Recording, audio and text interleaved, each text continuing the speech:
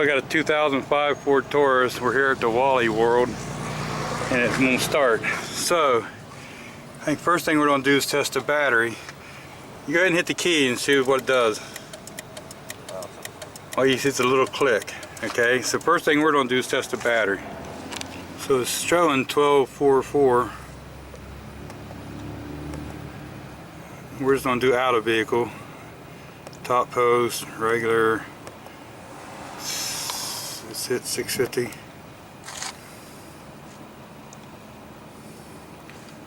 So this has got more than rated cranking amps.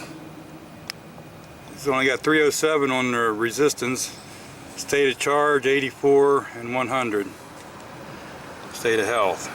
So that should really roll the car over fine. So the next thing I want to do is I want to test for power at the starter. And that's where this one cable will go to. And then it looks like, instead of crawling into the car, it looks like this white and red wire is the one that goes that energizes the starter. So let me see if I can get power down there. So the first thing I want to do, make sure my test light works, and it does. I hope you can see that. Now I'm going to get it down here.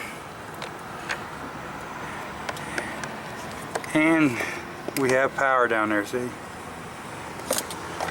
So now we're going to tap into this wire because it's easier. And I know probing a hole, but we'll take and rub some silicone on it. Okay, we're probed into this wire right here, going to the little wire on the starter. So I don't have them hit the key, and if we're sending power down to here, a good power, if this lights up really good, then it's probably going to be the starter. Okay, every time he does it, it comes right on. So that's telling me we have power on the main wire going in, and that little wire that energizes the starter has power. So it's looking like the starter's bad.